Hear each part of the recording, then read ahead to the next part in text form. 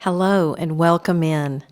This is the Victim Paradigm Podcast, where each week it is my privilege to host a part of the Unavoidable reality series, where we attempt to have real conversations and shed light on subjects that most of us would rather avoid or simply ignore completely. My name is Evie Zamora. I'm a certified women's life coach and women's program director for Teshuva Outreach. I specialize in women's issues concerning abuse and trauma from domestic violence, with an intimate partner as well as all types of emotional abuse from all sorts of sources: parents, spouse, boss, leader, or even friends. This type of abuse usually comes from a relationship to a person with a narcissistic personality that is in a leadership position. It does not have to be an intimate partner. It can be, but can be others as well. Last week, we addressed the concept of cognitive dissonance. This is the idea that there is a conflict in the mind of the victim. What they're experiencing is not what would be expected to be happening. For example, when someone behaves in a way that seems so good from afar, but then when you get to know them and from the inside, they're nothing like what you thought. When someone seems sympathetic to a problem, and then in time of need, or you're not boosting their self-esteem as high as they would want it to be, they question your sense of loyalty. Let's take, for example, a single mom struggling to pick up her child on time because of her work schedule. Her boss seems sympathetic at first, empathizing that she understands how hard it must be and has occasionally let you leave at your regular time. Even though it is a deadline week and most of your department has to stay at least an hour, you can't afford the extra cost of paying for a flat fee of $25 for aftercare. This happens 4 days out of every month. It's not just an occasional thing. And since your daycare offers aftercare, it seems like an ideal situation. However, the problem is that it would cost you $100 extra 1 week out of each month. If you're a salaried employee, you don't get paid extra to work extra hours. If you're hourly, that would equal an additional 8 hours of pay, which would probably cover the cost of the aftercare. But either way, you're not making extra money for that extra time. Plus, you're eating dinner at 8:30, 9 o'clock p.m., and that's really late for the kids, not counting bath time, prayer time, whatever your evening routine is, it's going to be interrupted. So you're losing time with your kids, and if things don't work out, you approach your boss again and explain. And this is how she answers. Seems like you need to plan better and get your priorities straight. In other words, man up. This job is hard. That's why you make the money you do. But you made the decision to have those children, and you made the decision to get a divorce. So it's not my problem or my responsibility when you don't manage well. So you regroup. You go back and you ask if there may be an opportunity to do something else on those 4 days that could be done earlier in the day. That would be really helpful, but you wouldn't have to stay late. And she snaps at you and asks who you think you are. She lets you know that this is her department and she needs people that can follow the person in charge. She says, as you start to cry, to never question her ability to run her department. She asks you if you're adult enough to do your job and take care of your kids. It's simple. Stop crying and make smarter decisions next time. Then she abruptly asks if she needs to just find a replacement because she doesn't cater to children, and suggests that you shouldn't either.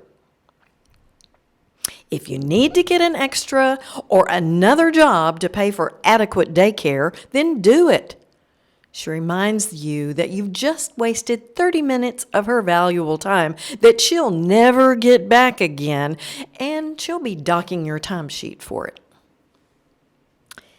This starts to sound very different from your interview where she said overtime is only occasionally, and if that happens, they would send out for lunch and you'd never have to work past 5:30 p.m.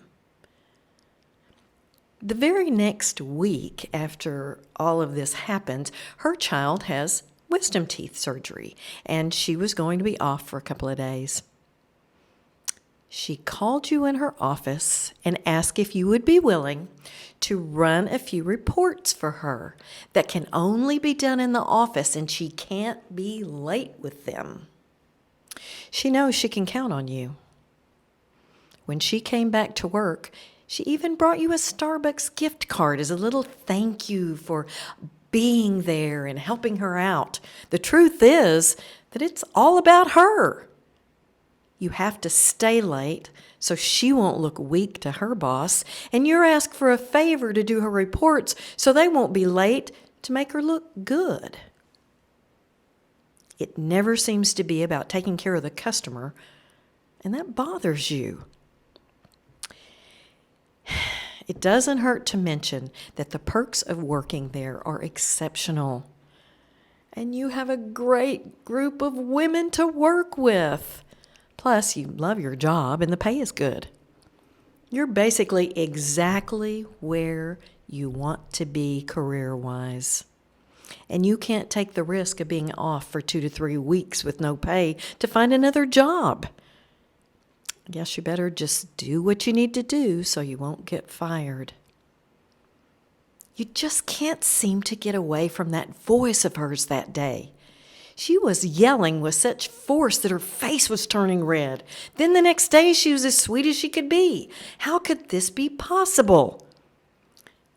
Maybe you spoke out of turn or misunderstood what she was trying to say. She asked you to do those reports for her, no one else. She knew you would do it and not forget. You would make her look good, so she could afford to praise you just a little bit, only to take it away from you the next time she needed you to be her scapegoat or take out her frustrations. She knew you would take it, and no matter how bad you felt, you'd be there early, always praising her as the best in the business and getting very little in return. A matter of weeks before, she was ready to replace you. She made degrading remarks to your face and questioned your loyalty. It didn't make sense. She sounds like she has a narcissistic personality problem that needs to wear a t-shirt saying, "I may have talked about me long enough, so why don't you talk about me and my incredible self for a while?" Her personality is not congruent. No matter how much you like her and look up to her because she's your boss and does a great job at what she does when she actually does it, it doesn't make sense. You either have to take it, and as time goes on and crying becomes more of a regular thing as she goes from a fire-breathing dragon to a puppy in less than 24 hours, you've questioned yourself and your sanity. You question her ability to tell the truth, since you've caught her in several lies over time, and you don't like her attitude toward your best customers, as well as what she says about other employees behind their backs. Is it fair to give up all that you like and enjoy about everything there because she isn't good, trustworthy, honest, or a reputable person? And you're worried about being around someone like that. You wanted to be promoted to a similar position. And you don't want to be apathetic toward your clients or the employees that you already know way too much about their personal lives. This is an opportunity that will allow you to pay off your car, afford a bigger house, and possibly pay off your student loan. So what do? Most people would struggle, at least for a while, and some would never leave. This type of attachment is called trauma bonds.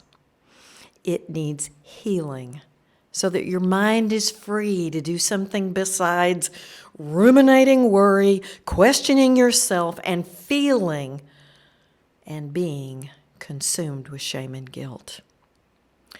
Most of the time, those that fall prey to this type of abuse will continue to make excuses for the treatment they've received and beat themselves up for questioning the leader in charge of you and the job that you believed Yah had given you.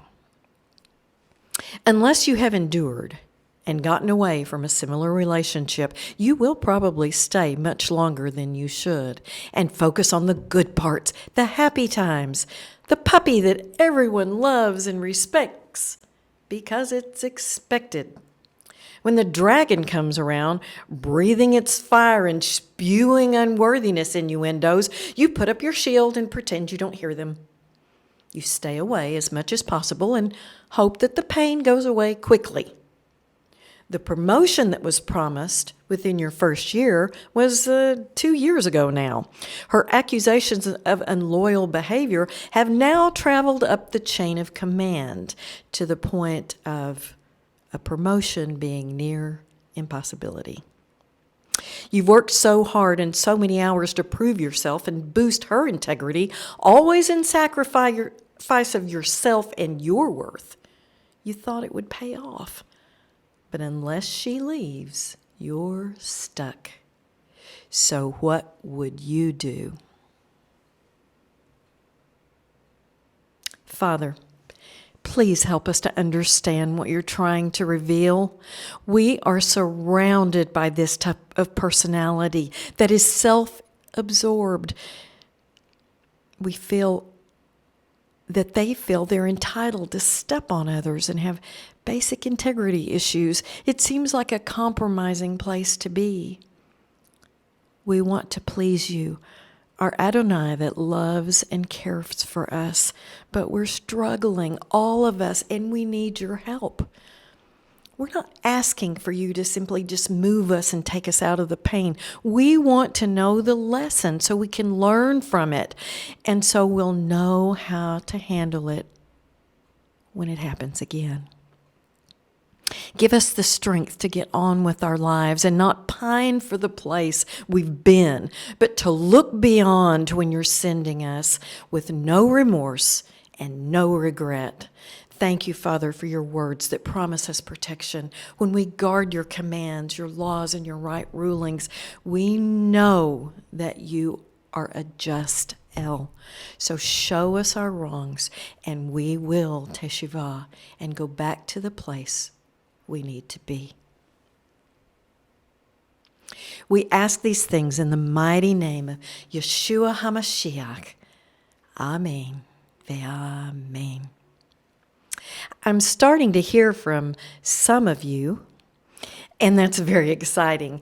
I'm in the process of making plans for a life recovery workshop that will be on the June calendar, hopefully. The format is a 7-step project that goes for 7 weeks, 2 hours a week. I'll be talking more about it for the next couple of weeks on our Saturday mornings at 10 o'clock, Becoming a Woman of Yah. To see a more in-depth list of our current and available services, live streams and podcasts, go to our website, teshuvaoutreach.com, and take a look around. All current presentations are under the tab Teshuva Live, and the past ones are archived on YouTube. Just type in Teshuva Outreach on the search bar, and it will open our channel, and you can choose what you'd like to see or hear. The other thing I'd like to do before we meet again is to ask you to take a minute and think about the question in this scenario. What would you do? And email the answer to me at teshuvaoutreach@gmail.com. If you'd like to talk about a personal issue that we may have touched on, or you have questions, schedule an intro call and talk directly to me. You can do that too. Just go to the appointment page, check for my available times. I have free 20-minute bookings that you can make by yourself.